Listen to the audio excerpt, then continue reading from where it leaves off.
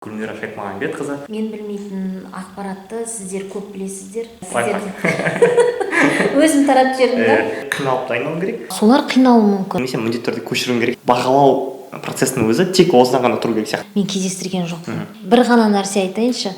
Менің ойымша 98 балл деген ол мынаны білдіреді. Осы бағалау жүйесінде бір нәрсеге келіспеймін. Көшіріп әрқайсымыз бір-бірімізден силабусқа қоса саламыз. Мен өзім 100-ге білмеймін. Сен қалай білесің? Мойындаймын. 100-ге білетін оқытушыны бер деп айта аламын. 100 балға сәйкес келмейді ғой. Қойыңдаршы соны. Мен таң қалдым. Студенттердің академиялық еркіндігі толық қалыптасқан. Шын мәнінде әркез ол орындала бермейді ғой. Ол қоғамда бар нәрсе, азамат. Ол туралы сөзім жатқан жоқ. Сіздің айтқан сөзіңіз туралы сөзім келіп жатыр. Мен ол кісіні жақсы көремін. Айтылмаған сөздер тұр тілдің ұшында, керек емес болды ұшында, болды ұшында. Сәлем қыздар, жігіттер. Енуықтар. Бүгін бізде 3-ші выпуск шығатын күн болып тұр. Сендерді көргеніне қуаныштымын. Менің қасымда отырған кісі Гүлмира Шайхмағамбетқызы. Ол мен бакалаврдағы кураторым болған, қазіргі ғылыми жетекшім, магистратурадағы біздің кафедраның меңгерушісі. Және мен ол кісіні жақсы көремін. Біз үнемі универге қатысты кейбір темаларда екі түрлі пікірде боламыз. Соның өзінде біз өте күшті әңгіме айтамыз. Сол үшін универ туралы кейбір әңгімелерді именно осы кісімен сөйлескім келді. И осы сәттің туғанына қуаныштымын. Қалыңыз қалай? Жақсы. Қазір емтиханның сезоны болып жатыр. Балаларыңыз қалай болып жатыр? Қандай нәтиже болып жатыр? Не қызық болып жатыр вообще? Қазір емтихан сессиясы басталды. Әрине біз студенттермен аудиторияда көзбе-көз осылай отырып әңгімелескенге жетпейді. Бірақ емтиханның өткізу ережесі виртуалды аудиторияда, виртуалды түрде жүріп жатыр. Біраз қиындықтар жоқ емес деп айтпаймын. Әрине бар. Мысалы, біз толыққанды студенттің басқа жақтан көшіріп отырған, немесе шпаргалка пайдаланып отырған бақылап отырмыз дегенмен де студенттерде түрлі әдіс-тәсілдер болады. Мәселен, монитордың бір жағына шпаргалканы іліп қойып, екінші жағына мені қосып қою мүмкін. Басқа да сіздерде өзім таратып жібердім да. Сондай әдіс-тәсілдер болуы мүмкін. Дегенмен студенттердің маған дайындығы, емтихан барысындағы жауаптары ұнайды. Мен өзі студенттерге қарап, барынша соларға ілесуге тырысып отырамын. Өйткені қазір сіздерде мүмкіндіктер өте көп. Мен білмейтін ақпаратты сіздер көп білесіздер. Және ақпарат алуға да өте мүмкіндіктеріңіз мол. Уақыт та жетеді сіздерде. Кітап оқу жағынан да мен сіздермен жарысып отырып мүмкіндігінше үлгеруге тырысамын. Бұл өте күшті, қуаныштымын. Бізде қазір именно сессияға байланысты, жалпы студенттік өмірге байланысты үлкен стереотиптер бар. Возможно, ол стереотиптарды именно оқымайтын адамдар жасаған болар да. Бізге сессия деген супер қиын нәрсе болып көрінеді. Вайнерлардың, ол жақта сен міндетті түрде қиналып дайындалуың керек, міндетті түрде түнімен ұйықтамай дайындалуың керек, немесе міндетті түрде көшіруің керек деген сияқты. Меніңше бұл соншалықты қорқатындай, соншалықты бір қиналатындай нәрсе емес сияқты. Қиналатын ештеңесі жоқ. Мүмкін математика бағытында оқитын студенттер қиналуы мүмкін. Мәселен, бір шешілуі қиын есептер келіп қалса, мен оның жолын, қандай тиімді жолын таба аламын. Мысалы, математикалық есептер бір емес, бірнеше жолмен шешіледі ғой. Ал солар қиналуы мүмкін. Көбірек уақыт талап етеді. Уақыт талап етеді. Мен бірнеше жолын таба аламын ба, таба алмайын ба деп ойлануы мүмкін. Ал бізде журналистикада студенттердің көпшілігі бас алып, емтиханның әрбір сұрағына мұқият дайындалып, немесе конспект жасағанын мен кездестірген жоқпын. 20 жылдан астам тәжірибем бар, бірақ студенттердің соншалықты бір, өйткені біздің мамандық шығармашылық мамандық. Біз мамандық оңай ғой, өйткені басқа факультеттегі достарымыз кәдімгідей қызығады. Өйткені біздің бағаларымыздың өзі айтарлықтай жоғары. И соның өзінде біз олар сияқты көбірек дайындалып жатқан жоқпыз. Бәлкім бұл андай, біз сөйлей аламыз, біз жаза аламыз, и сол қабілет всегда бізді құтқарады деген сияқты логика беруі мүмкін. Мәселен, сіздің бір емтиханға дайындығыңыз газеттен оқыған 2 мақалаңызды, сол мақаланы талдаумен сіз бір емтиханның бағасын алуыңызға мүмкіндік бар.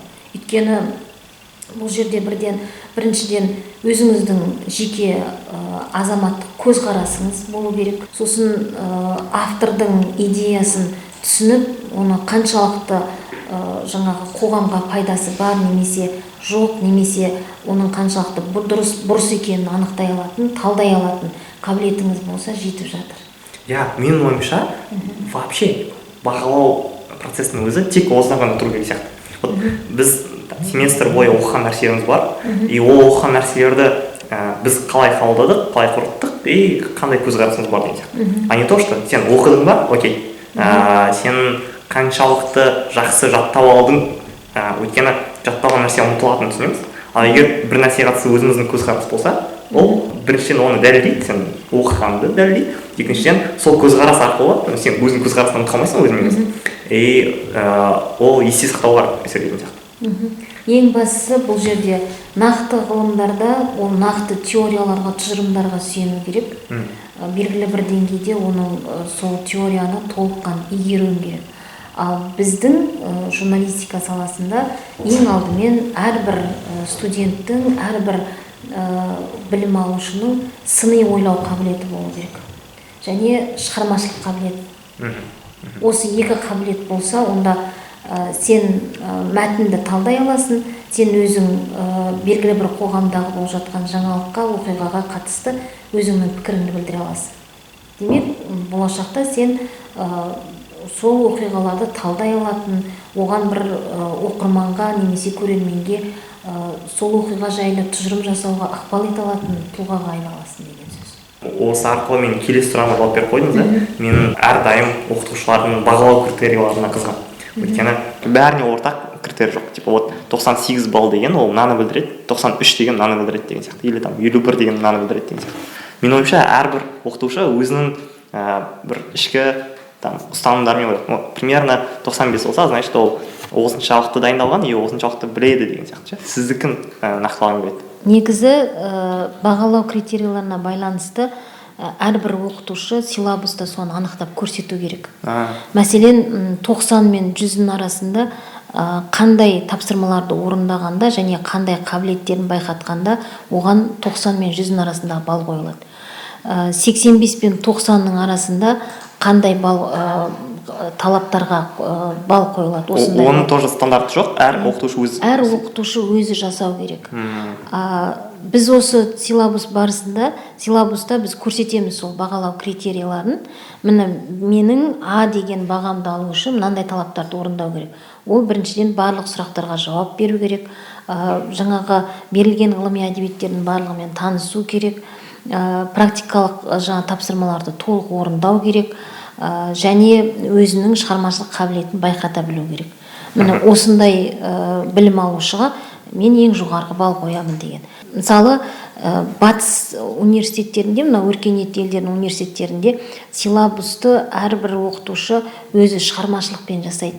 Олардың білім алушыға қоятын талаптары әр оқытушыда әртүрлі. Ал бізде силабустың құрылымы нақты талаптары беріледі. Соның ішінде бағалау жүйесін әрбір оқытушы өз академиялық еркіндік берген.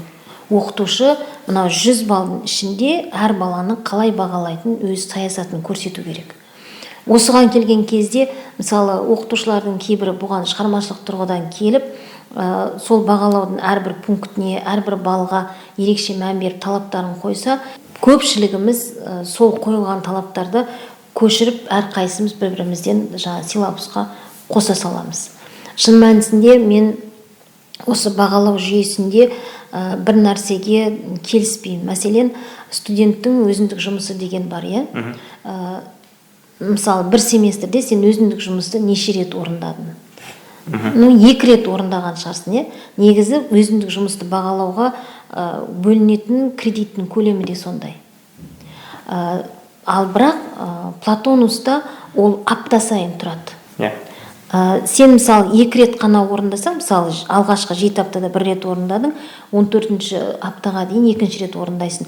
Осы 2 жұмыс үшін ғана баға қойылу керек. Ал бізде олай емес. Бізде Платонуста сен апта сайын 3 рет баға қоясың: лекцияға қатысуына, практикалық сабағына және студенттің өзіндік жұмысына 3 баға қоюың керек. Журналда солай түседі. Демек, біздің мына өзіндік жұмысқа қойылып жатқан бағаларымыз артық баға. Артық. Өзіндік жұмыс деген не? Өзіндік жұмысты сен теориядан, лекцияда айтылған дүниені мысалы студентке жеке тапсырма ретінде береді. Өзіндік жұмысты сен зерттейсің, оны өзің қортасың, ол бір жеке бір аптаның ішінде, бір күнде жазылатын нәрсе емес.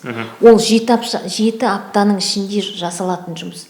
Сен оны қортуың керек, зерттеуің керек, түрлі ақпарат көздерін жинақтап, содан кейін барып оны жазасың. Ал бізде ол апта сайын қойылу керек деп талап. Өзіндік жұмыс пен практикалық жұмысқа берілетін үй тапсырмасының айырмашылығы бар ма? Бар. Өйткені практикалық сабақ, мысалы, лекцияда берілген тапсырмаларды практикалық сабақта жаңа конспекті жасау, немесе осыған байланысты жаңағы материалдар талдау деген тапсырмалар беретін болса, ал өзіндік жұмысқа, мәселен, жеке журналистердің шығармашылығын зерттеу, немесе сол журналистердің бір еңбегін, немесе бір мақаласына қатысты өзіңнің эссе, немесе рецензияңды жазып келуге берілуі мүмкін. Ол таза шығармашылық бағытқа берілу керек. Түсіндім. Демек, бізде практикалық жұмыс деген ол лекцияны қаншалықты меңгергенін анықтау? Иә, теориялық мәселелерді қаншалықты игергеніңді анықтау, және ол практикада қалай көрініс тауып жатыр. Түсіндім. Бұл не үшін маған супер маңызды болды да? Өйткені менде ондай кездескен жоқ та, бірақ басқа достарым айтсын. Вот менің кейбір оқытушыларым бізге лекцияға 100 деген баға қоймайды. Бізде көбіне қояды. Кейбір болды 95 қоятын, 90 қоятын да. И олар сұраса, не үшін апай, бізге 100 болмаса бағамыз түсіп қаламыз ғой деп. Өйткені мен өзім 100-ге білмеймін, сен қалай білесің деген логика береді. Иә. Онда не үшін ол баға бар вообще? Окей, бізге 100-ге білетін оқытушыны бер деп айта аламын ма? Енді мен дәл солай айтатын. Өйткені мен өзім толық 100%-ға білмейтін тақырыптар болады. Бірақ мен білім алушыны қалай 100 балл деп бағалаймын. Негізі бағалау саясатында біз жоғары бағаны өте көп қоямыз. Ал салыстырмалы түрде, мысалы, Ресейдің жоғары оқу орны, мысалы, МГУ-дың журналистика факультетінде 100 балл алу деген ол өте қиын.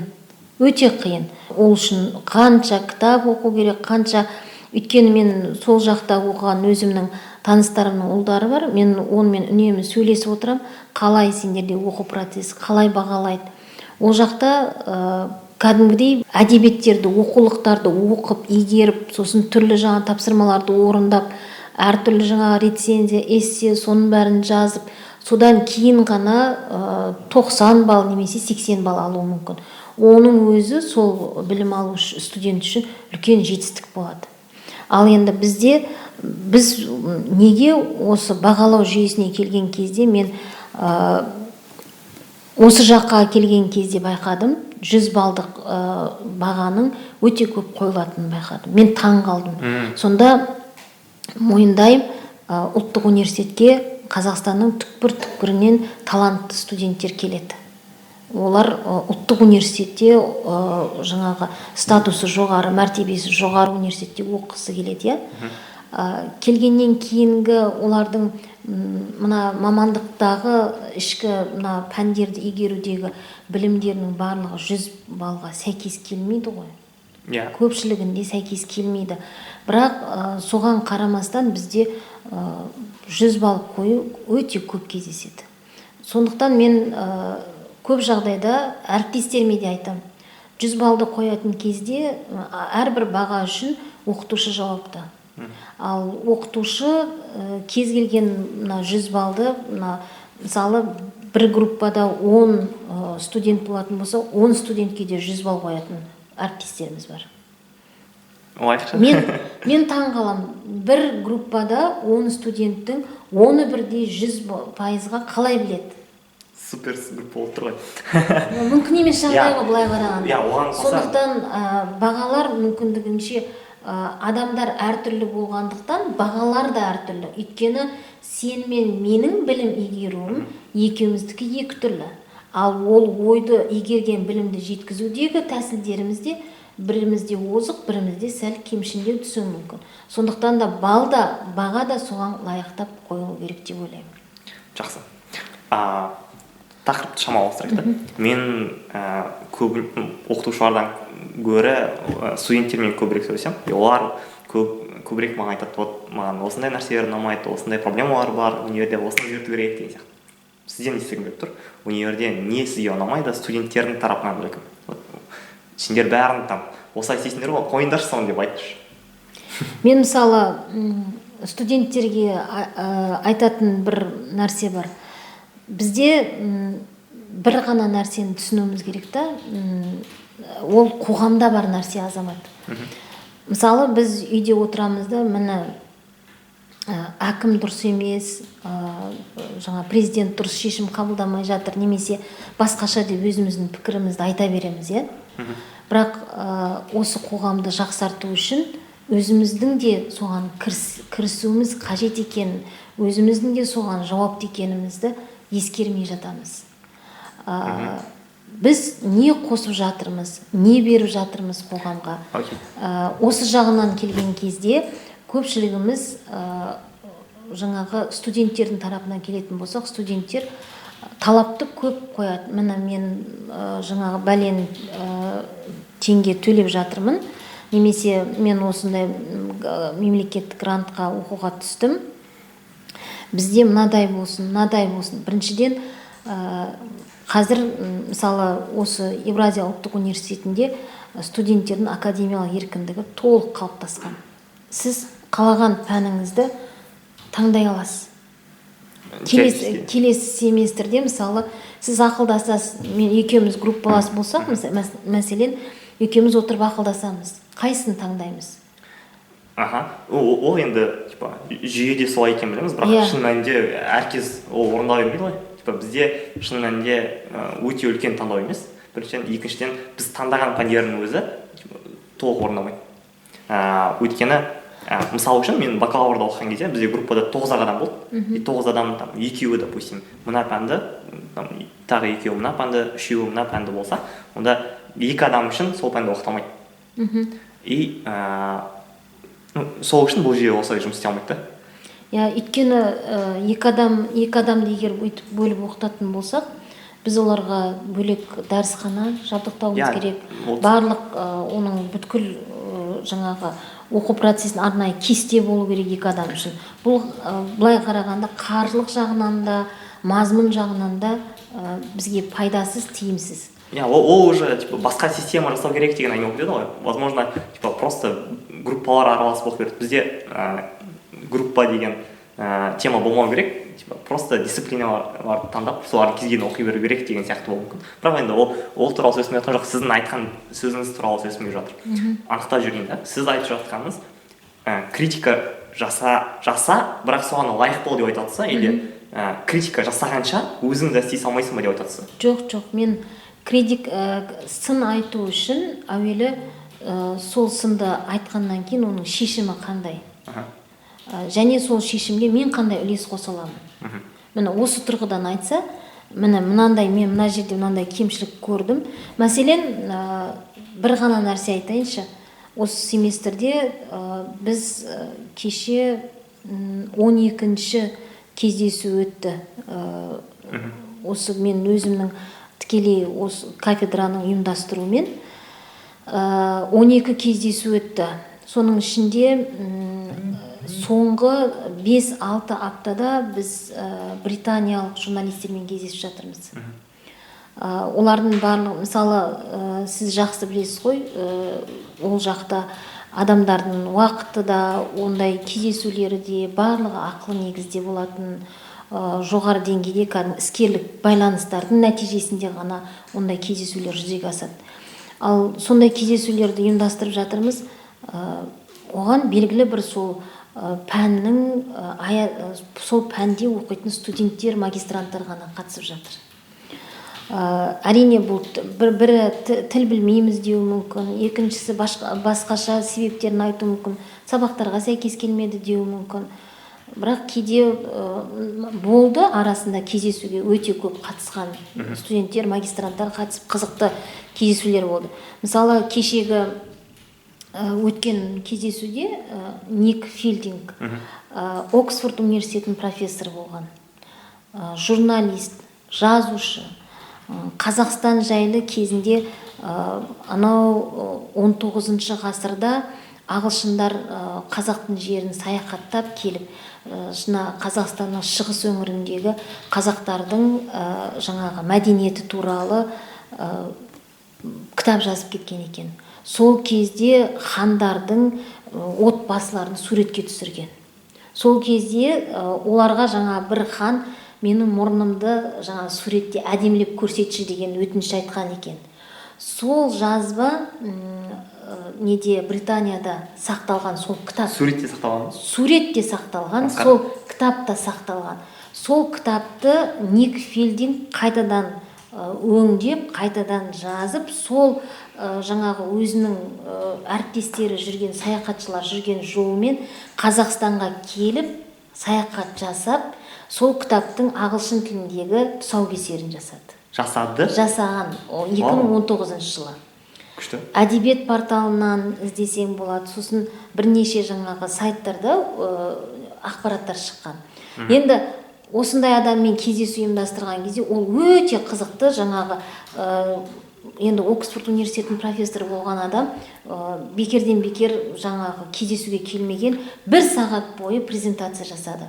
Ол британиялық газеттердегі әртүрлі жаңағы газеттер қалай шығып жатыр, өзінің мақалалары туралы презентация жасап келген. Әдемі. 2 сағатқа созылған кездесуге өкініштісі 10 магистрант қатысты. Студенттер берілген мүмкіндікті пайдаланбайды деп жатырсыз. Иә. Сол мынандай, мен бүгін енді жаңа записін алып YouTube каналға жүктейін деп отырмын. Жүктеп қойдым 2 сағаттық кездесуді.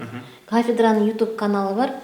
Жарнама жасап жүрейін осы парақшада. Иә, міндетті түрде. Давайте бәріміз соны қарайық. Иә, YouTube-та баспасөз және баспа ісі кафедрасының арнайы каналын осы оқу жылының басынан бастап аштым, және кездесудің барлығын видео жазбаларын сол жақта сақтауды жөн көрдім. Бұл күшті. Өйткені ол біріншіден біздің өзіміздің кафедраның қорына керек, екіншіден студенттер қажет кезінде кез келген кездесуді ашып қарап тамашалауына болады. Сондықтан кеше кездесуге қатыспаған студенттерге ренжідім. Мен ғой біреуі. Ренжідім шынымен. Неге мынандай мүмкіндікті жіберді, неге қатыспады, көру керек еді деп ойладым. Өйткені Қазақстан жайлы өте жақсы пікірлер айтылды. Күшті. Мен оны қараймын. Осылай айтылған кезде ол күшті да. Студент саған пайдалы, саған қызық болуы мүмкін, оны қара деп. Егер все кіріңдер десе, ол андай күшті емес. Минимум айтқанда күшті емес. Бағаға әсер етуі мүмкін ғой деп қатысуы мүмкін. Болмаса, сабақтан босатып жатыр ғой деп қатысуы мүмкін. Бірақ мүмкін бұл кейбір студентке ұнамайтын болады. Мен біздің группаға жоқ десем. Бірақ бакалаврда оқыған кезде болатын бізде. Мына конференцияға баруларың керек, сабақтан босатамыз, окей деп. Бірақ біз оған барымыз келмейді. Возможно, біз сабақты да сол кезде оқығымыз келмейтін шығар. Бірақ сол ішінде бір адам болды, допустим. Жоқ, мен сабағымды өткенімді қалаймын. Өйткені мен білім алу үшін келдім деген сияқты. Сол кезде деймін да, сол кезде бізге айтса болады. Мына кездесу саған осылай пайдалы болады, и саған осындай мүмкіндік істеп жатыр. Окей, сен сол мүмкіндікті пайдалан. Өйткені сабақты келесіде қосып оқи аласың, мына жақтан оқи алмай аласың. Бізде олай айтпайды ғой көбіне. Бізде айтады, барсаң, там саған балл береміз, общага, допустим. Мәселен, тура осындай жағдай болды. Біз көбінесе сіздерді ғылыми практикалық конференцияларға қатыстыруға жіберетінбіз. Сондай конференцияларға барған кезде, ол бұл жерде емес, Қызылордада болған. Біз студенттерді сондай конференцияға қатысуға жібердік. Студенттер барды, бірақ сол конференциядан шыққаннан кейін студенттер мен бәрі деп айтпаймын, 2 студент келіп рахмет айтты. Сіз осы конференцияға бізді мәжбүрлеп кіргізбесеңіз, біз өзіміздің тарихымызды білмейді екенбіз. Бізде не бір керемет жаңағы деректер бар екен. Неге оны біз осы уақытқа дейін білмей жүрміз? Жаңа мынандай ғалымдардың баяндамасын тыңдағаннан кейін біз сондай қуанып, тіпті біреу айтады, мен көзіме жас келді, мен осындай керемет жерде, осындай тарихымыз соншалықты біз білмегеніміз ба деп сөйтіп ойлап қалдым дейді. Енді мүмкін маған жақсы көріну үшін айтқан шығар, мүмкін басқаша оймен айтқан шығар. Дегенмен мен сондай пікір айтқаны үшін мен қуанып қалдым. Өйткені жалпы азамат журналист болу, тәжірибелі журналист болу үшін микрофонмен камераны ұстап, немесе редакцияда, немесе бір беделді тұлғалармен ғана сұхбат құру аздық етеді. Сен кез келген адаммен әңгімелесші, солардың өмірден жиған әңгімелерін тыңдап отырып та сен өзіңе көп ой түйесің. Тәжірибелі журналист болу үшін саған еңбек өтілі емес, сенің қанша адаммен сұхбаттасып, қанша адамның өміріне үңіліп, қанша тағдырға сен жаңағы түсініп қарағанның өзі сенің ішкі жан дүниеңді байытады, сенің ойлау қабілетіңді дамытады. Және бұл тек журналистикаға қатысты емес, вообще любой адамға қатысты сияқты. Иә. Окей, біздің уақытымыз азайып отыр. Соңғы сұрақты қойып өтейін. Соңғы болғанда қысқа сұрақтар қойып өтейін.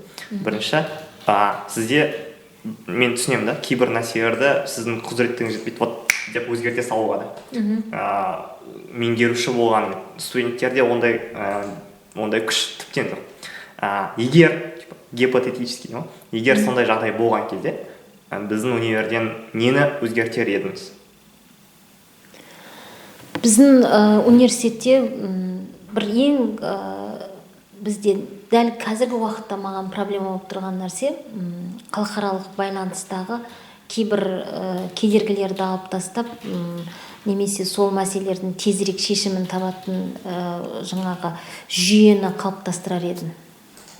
Біз Евразия ұлттық университеті болғаннан кейін біздің мына Европамен байланысымыз өте мықты болу керек. Қандай проблема болып жатыр? Мәселен, халықаралық жаңа деңгейдегі профессорларды шақырту үшін келісім шарттар жасалған, барлығы жаңа қаржат, барлығы шешілген. Дегенмен осы мәселелердің бір тез іске кірісетін рычагтарын табуымыз керек. Барлық жағдай, мүмкіндіктер бар, дегенмен уақытты көп талап етеді. Мысалы, біз ойлаған кезде оның шешіміне жете алмай жатамыз. Келісіп тұрған жерден жүзеге асыруымыз қиындау болып кетеді. Рұқсат алу, қағаз толтыру деген сияқты нәрселер ме? Қаржылық мәселелер. Түсіндім. Окей, бұл күшті. Енді мен осы сұрақты барлық адамдарға қоямын. Сіз үшін ену деген не? Ену мен үшін ұлттық статусы бар, танымал университеттің бірі. Және Қазақстандағы ең мықты деген университеттер болса, мен бірінші Әл-Фараби атындағы өзім білім алған Қазақ ұлттық университетін қойсам, екінші кезекке осы Евразия ұлттық университетін қойғым келеді, және сол деңгейде көрінгім келеді. Күшті. Енулық деген кім сіз үшін?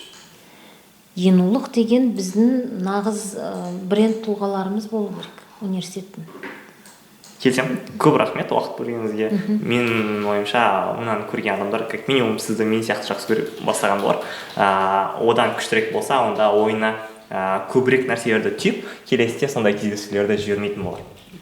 Сендерге де рахмет, көрермендер. Біздің каналға жазылыңдар, и баспайсының каналына жазылыңдар. И давайте просто бір-бірімізге көмектесейік та. Все. Рахмет барлығыңызға.